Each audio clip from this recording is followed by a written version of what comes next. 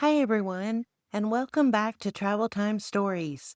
If this is your first time tuning in, I invite you to go back and check out my previous episodes. On this week's episode, I talk about my first Alaskan cruise and the first time cruising on Celebrity, share some more about myself, and offer a travel tip. I am your host, Shannon from Texas, and thank you for tuning in. So grab your favorite beverage and let's get into it. An Alaskan cruise is one that people usually have the most questions about, and is also on a lot of people's bucket list. I know it was on mine. It is one of the most expensive cruises that you can do. However, if you plan, you can catch some great sales throughout the year to help make this trip affordable. Most people book this cruise 1 to 2 years in advance, so keep that in mind as the balcony cabins book up quickly. The Alaskan cruise season runs from May through September each year, with the busiest times being June and July, and the prices reflect this. The departure ports for Alaska vary by cruise line, but generally there are 5 departure port options: Seattle, Whittier, Alaska, Vancouver, British Columbia, San Francisco, and Los Angeles. One thing that Alaska cruises offer is an option to book a cruise tour, which combines your cruise with a pre or post cruise land tour, where you can spend a few nights in Alaska exploring by land and train, and this includes your dedicated local guide, transportation, lodging, and meals. During an Alaskan cruise, when you get to the glaciers, a naturalist will join the ship and talk about the history of the glaciers and some of the wildlife in Alaska. The weather and what to pack are the top 2 questions people have about cruising Alaska. When you travel to the Caribbean, you know what to expect: sunny weather and pack your swimsuit. But what about Alaska? Prior to our trip, I had been told to expect cold, wet weather and to pack rain gear, layers, binoculars, and if our ship had an indoor pool, a swimsuit. The weather in Alaska can be unpredictable, and you can experience rain for 1 minute and sunshine the next, so plan accordingly. Depending on the month, it could be cold weather, but we went mid-June and it was very hot, and I wished that I had packed some shorts. The pools and hot tubs were packed every day. We did have a couple of rain showers that stopped as quickly as it started, and the only time it was cold was while we were near the glaciers, but even then, I only needed a hoodie jacket. Check the weather forecast before you travel. Plan to dress in layers, take a rain jacket, bring your swimsuit, and I recommend binoculars. Jeff and I took an Alaskan cruise for 8 days on the Celebrity Solstice out of Seattle in 2022. We were celebrating our 29th anniversary. It had always been his dream trip, so I made it happen. In my opinion, nothing beats an Alaskan cruise. In Jeff's words, it is the motherland. Everything is stunning. The mountains, wilderness, wildlife, whales, otters, sea lions, dolphins, bald eagles, bears, waterfalls, icebergs, glaciers, and the list goes on. We stopped in Ketchikan, Dawes Glacier, Skagway, and Victoria, British Columbia. We flew into Seattle the day before our cruise so we could have time to rest and explore a little before our cruise. The flight to Seattle from Texas is a longer flight, and it was cramped sitting in economy class. My legs were killing me by the time we arrived, and I was thinking to myself, was the money we saved really worth it? After we collected our luggage, we made our way to get a taxi to our hotel, the Belltown Inn. I chose this place for location, as it was within walking distance of Pike's Place Market and the Space Needle. Plus, they also offered shuttle service to the port. It apparently is a popular hotel with cruisers, as most of the people staying there boarded a ship the next day, just like us. The next morning, we got up early as I wanted to check out a popular breakfast spot called Biscuit Bitch. It did not disappoint. They have great coffee, and their biscuits are the best, just like Mama used to make. After breakfast, we walked down to Pike's Place Market to check it out. I wanted to see them throwing the fish. The market is incredible with lots to see, and if I lived in Seattle, I would be buying fresh fruit, vegetables, and meats daily from here. The flower vendors were amazing too, and a lot cheaper than your local florist. Funny story, Jeff told me after we left the market that at one of the booths I had stopped to look at some handmade jewelry, the lady was trying to flirt with me and was even staring at me as I walked away. I told him he was being silly, that the lady was just being nice, and he said, "Nope. As a man, I know, and she was into you." I laughed so hard and said, "Good to know that some women find me attractive." After scoping out the market, we headed back to our hotel to wait for our shuttle to the port. As our shuttle pulled into the port and we got our first glimpse of the Celebrity Solstice, I was so excited. She was a real beauty. Anytime I will be flying to a new airport or cruising from a new port, I research prior to going so I know the layout, where to go, and what to expect. Doing this helps keeps my anxiety level low and helps makes things go smoothly upon arrival. Seattle was a new port for me, so I had researched where to go when we arrived and what to expect with the boarding process. There were many YouTube videos from other content creators discussing how post-COVID, the Seattle port was still not at 100%, and they were short-staffed, the check-in process was having delays, and the list went on. We found this to be accurate during our visit. There was no clear signage directing you where you needed to go. There were multiple ships in port that day, and no clear direction for anyone. And when you asked, you received different answers depending on who you asked. The drop-off and luggage situation was chaos. The weather in Seattle is unpredictable, and we arrived at the port and it was nice and sunny. But as we waited on the covered sidewalk outside for our check-in time, because we had arrived at the port 2 hours prior to our check-in time, and we were not allowed to enter the building until our checkout time, the weather turned stormy and the floodgates opened. It was horrible. Severe rain with high winds was literally blowing sideways, and we were all trying to huddle together under the covered sidewalk to keep from getting wet. My jacket was in my suitcase, which had already been taken away by the porters. I was literally freezing, and Jeff was doing his best to try and help protect me from the elements and share his jacket. We were stuck out in this mess for over an hour. It was beginning to stop raining when it was time for us to make our way inside to check in. Thankfully, the check-in process was very quick, and we were upstairs seated in a warm, dry area while we waited for our group to get called to board. This would be our first time sailing with Celebrity, and we were both super excited to see what they had to offer that was different from Carnival.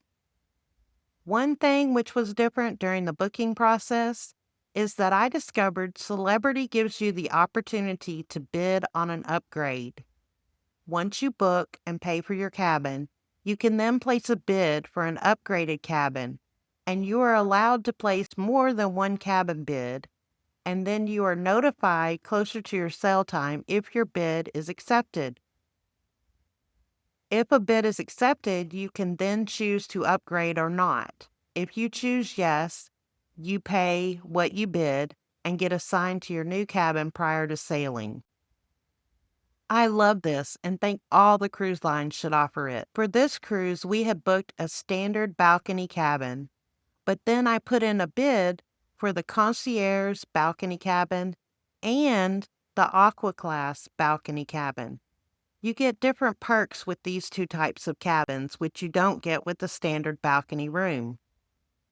When you place your bid, it shows you suggested amounts and the likelihood that they will be accepted. But I actually bid less than the suggested amounts and honestly didn't think we would get accepted, but figured it costs nothing to try. Nothing ventured, nothing gained, right? Well, our bid was accepted a couple of weeks prior to our cruise, and I was ecstatic. We moved up to the Aqua Class balcony cabin. This gave us a cabin that was slightly bigger with a private veranda, premium bedding and bathroom amenities, massaging shower head, a complimentary fitness class. We had unlimited access to the Persian garden with a personal spa concierge, daily canapes delivered to our room, and complimentary dining at Blue Restaurant instead of the main dining room. We also received 2 bottled waters daily in our cabin and complimentary use of umbrellas and binoculars. First impressions boarding the Celebrity Solstice.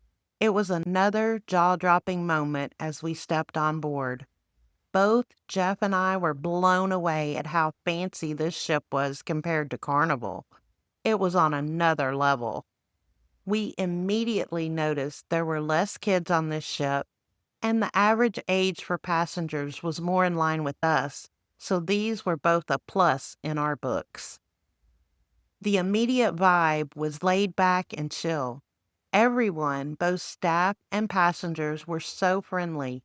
Yes, the music was going and people were still having fun, but it was not chaotic. We did purchase the drink package for this trip because at the time, Jeff was a drinker, and so the package was worth it. I can tell you that the drinks on Celebrity are amazing and not watered down like on Carnival. The bars and bartenders really know how to put on a show, especially at the Martini Bar, which is my favorite, and I spent most of my time hanging out there. The Martini Bar is very cool and a popular hangout spot.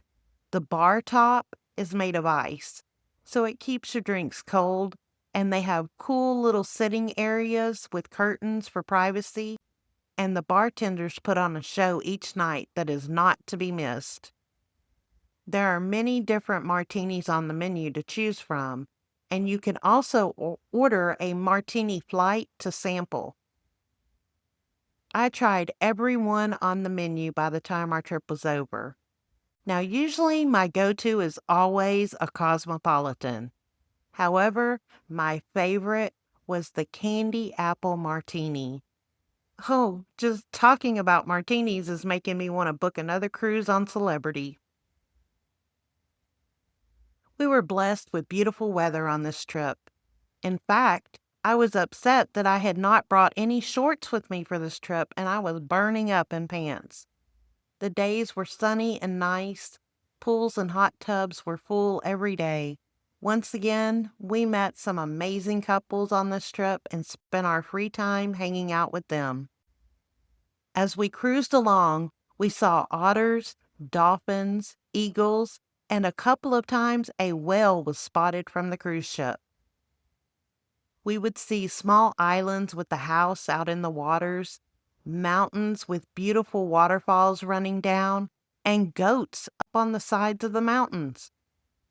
When you travel through the straits heading toward the glaciers, you pass big chunks of ice in the water, some with sea lions laying on them. And the ice is not white as you would imagine. It is a beautiful shade of blue. It was spectacular to see. Our first stop was Ketchikan, and we had booked a rainforest canopy and zipline adventure for this stop through Celebrity, and it was with Kawanti Adventures. So we boarded our bus and headed to the Tongass National Forest. I would find out once we arrived that this one was not for the faint at heart, as it wasn't just ziplining, but there were rope bridges involved, and at the end there was a 55-foot rappel or free fall. The towers were 100 foot high, and the longest line was 600 feet. The views were like nothing I had ever seen, and even eagles were soaring by, and you could see deer and other animals roaming below. We even spotted a bear. Our guides were amazing, and turns out one of them was from our neck of the woods in Texas. There was a lady in our group who was there due to losing a bet and was deathly afraid of heights, worse than me, because she couldn't get past it and hated every minute of the trip. There were many tears and screams from her, but she made it through. A couple of times, one of the guides had to go out and tow her back in because she wouldn't follow instructions on how to keep your feet tucked to keep your momentum so you would make it all the way across the line. I faced my fears crossing those rope bridges and was super proud until we got to the end and I found out that I had to do a 55-foot rappel or free fall.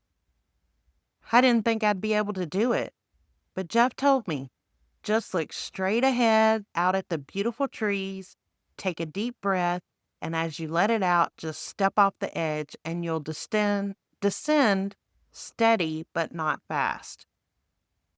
Our guide, who was at the bottom, was singing songs and cheering everyone on. So when it was my turn, I didn't think. I just walked up, stared straight ahead, took a deep breath, and stepped off. It was so much fun. And Jeff was right. It wasn't a fast drop, but a steady pace. After our zipline adventure was over, we brought some souvenirs at the gift shop and got back on the bus to return to port. Back at the port, we opted to get some food at a restaurant called Annabelle's, which I had seen great reviews about having the best chowder, so we had to try it. It did not disappoint. Be prepared, though. Food in Alaska, even at lunch, is very expensive. After lunch, we walked around exploring the town and saw the salmon ladder, but unfortunately, the salmon weren't running yet during our visit. We did walk over to Creek Street and saw Dolly's House Museum, which is a 19th century brothel house that has period furnishings and tells the story of the former owner, Dolly Arthur. The museum is open 10 a.m. to 6 p.m. during the summer. After this, we returned to the ship. Our next stop was in Juneau, the capital city. This time we booked a whale-watching excursion, again through Celebrity, and we were guaranteed to see whales or get our money back. I learned a lesson for this excursion and will pass that along to you now. If you want to do whale watching, book this excursion independently rather than through the cruise line. I say this because all the groups who do whale watching tours guarantee to get you back to the ship on time, and by booking independently, you will be in a smaller group where you can enjoy the trip and have a better viewing experience. Our group and several independent groups all left from the same docks, and their groups had 12 or less people, whereas our group was at minimum 30 or more people, and we were packed in the boat like sardines. It was raining when we first started out in the boat, so everyone was packed into the covered lower level, and this made it so hot inside the boat that we were literally sweating, and all the windows were fogged over by the time we reached our first sighting.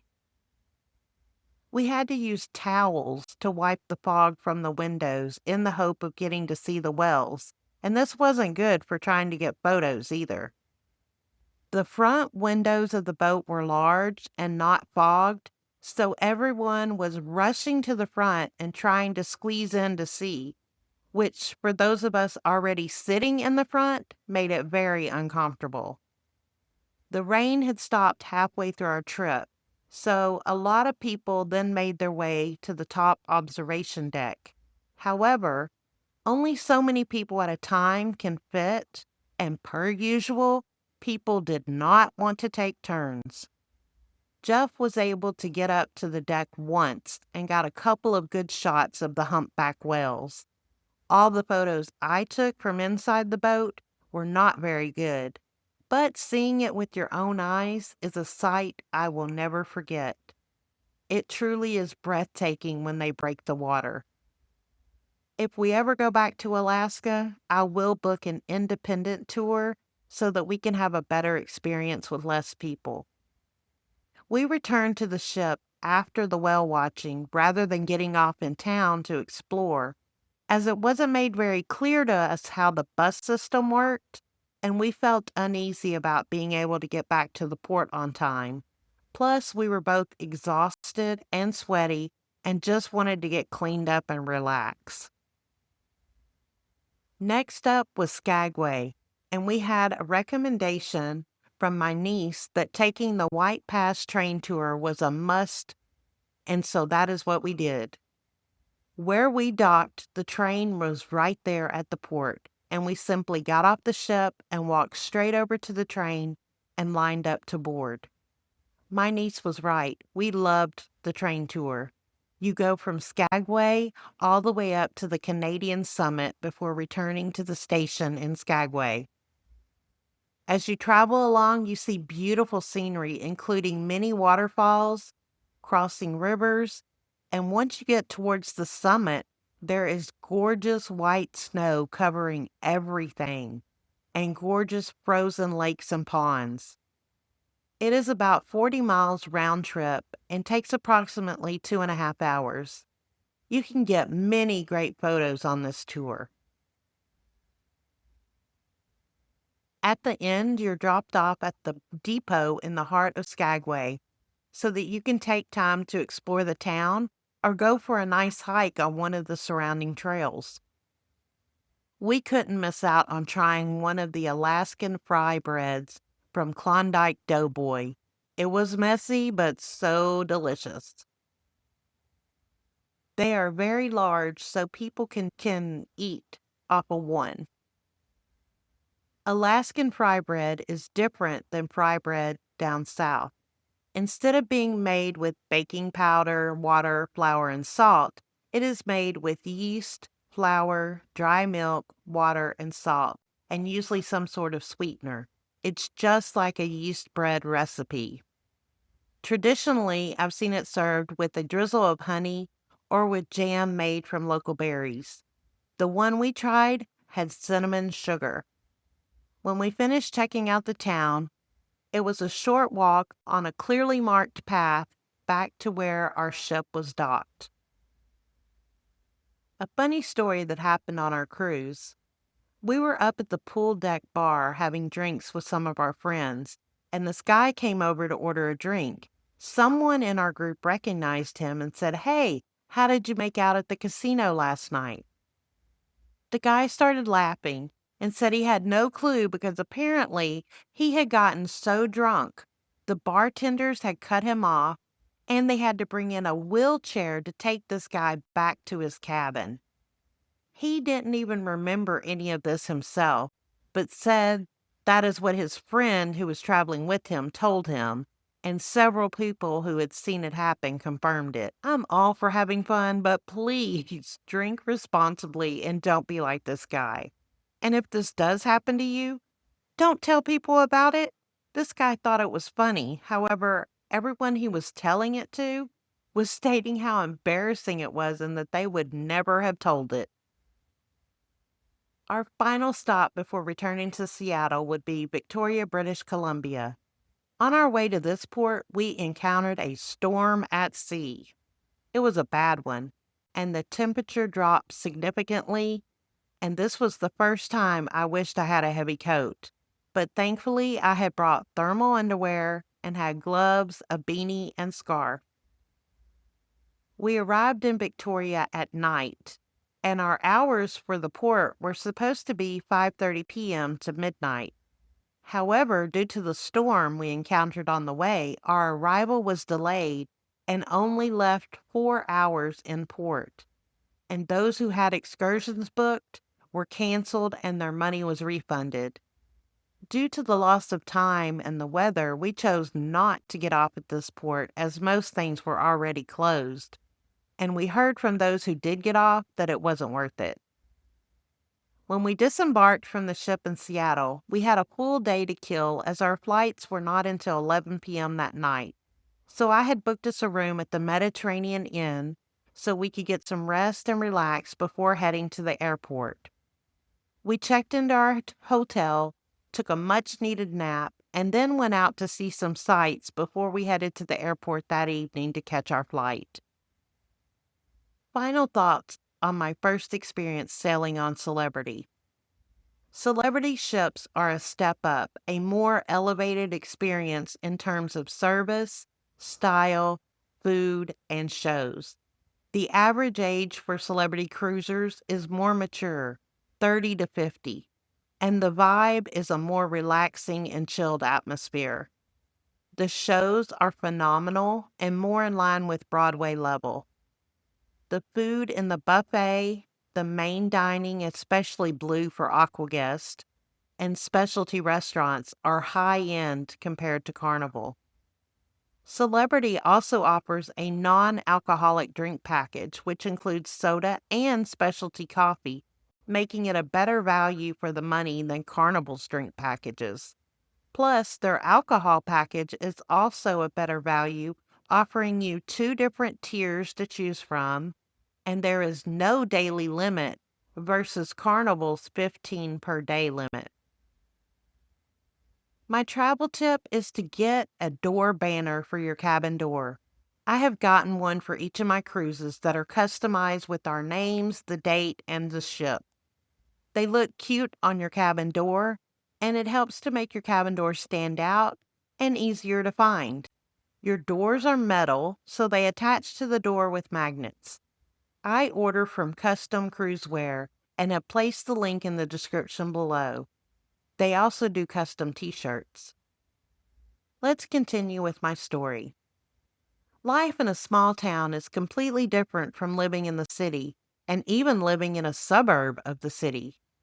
Everyone knows each other, and I am not exaggerating. In a town with roughly 1,000 people, it isn't hard. In Adamsville, the people who live here can be tracked back generations, and a lot of them come from old money and own most of the businesses in town and hold the elected offices. Most don't ever leave this town, or if they do, it is only temporary to go to school and then return. This is also the Bible Belt, so there are churches on every corner, and most everyone attends services on Sunday and Wednesday faithfully. The kids grow up together, attending Sunday school and vacation Bible school in the summers, then move on to kindergarten and all the way through high school graduation. Very few outsiders move to this town. It can be a wonderful place to raise a family or retire, but it is hard to break through the walls and gain trust and inclusion. Your family's name depicts your status. How you look counts, as beauty pageants rule here. Being from Texas, I know all about Friday Night Lights, and it's huge, but I think Adamsville has them beat, and it isn't just about football. It is about the band, too. The last thing which was new for me was country club life. Yes, it is a real thing, and in Adamsville, the haves all belong to the country club, and in the summers, this is where they hung out with their kids at the pools and golfing. I want to be clear that while life in Adamsville started out scary, once I was able to adjust to this new world, it became my favorite place. This small town has a lot to offer in terms of charm, safety, excellent schools, wonderful people, and easy living. Things you don't appreciate as a seventh grader, but recognize as you get older. I would love to live in Adamsville again. I was petrified when Mama took me to register for seventh grade. I learned that the junior high and high school were all located in the same building, unlike in Texas where they were separate schools. It was very overwhelming. And then I found out that this new school didn't even have a choir. So I would have to find a new elective, which turned out my only option was band. I had never played an instrument and had no desire to learn one, but discovered that the band had a color guard, which consisted of rifle twirlers and flags. So that is where I ended up. I was going to twirl a rifle in the marching band. It turns out joining the band was the best thing for me. I made some great friends. Those who have been in band understand there is a great camaraderie that forms amongst band members, and you become a family. It turns out that my former neighbor Lynn was the lead for the rifle twirlers, and she is the one who taught me. There is a lot of work that goes into being in the Guard: early morning, late afternoon, and weekend practices. You must learn a lot of choreography, and I sustained many scrapes, bruises, and jammed fingers, not to mention sore feet from all the marching. I still remember my first football game halftime show. I was petrified, and stepping onto the field for the first time, my mind went blank as I stared at the crowd and the bright lights. As our routine began, I quickly recovered and made it through with just a couple of stumbles. Mama was the typical band mom, attending all the events and picking out our ridiculous costumes. Christmas parades are huge in Tennessee, and every town has one, and the band marches in each of them. I was not prepared to march in snow and ice, but it was a lot of fun. Traveling to away football games was fun too. The first year in the band, I met two people who would become my closest friends, and they were Sarah and Keisha. Plus, I also met who I called the Merry Trio: Alicia, Lori, and Tracy, who would also become great friends. A special thank you to these guys for being the first ones to make me feel welcome in my new school and town. This new world was starting to shape up to not be so bad. At least that is what it seemed. But life is not always as it seems. My hope is for everyone to make memories for life through travel, so reach out and let me help you make your next travel memory. Tune in again to learn some more about me, hear more about each of my trips, and meet other people in my life as they share their travel experiences. Please don't forget to hit the like button, subscribe, and share so you can help me grow my channel. Leave a comment below to let me know your thoughts about this episode and what you want to hear more of, or tell me about your travel story. I might just read it on the podcast or invite you on as a guest. Until next time.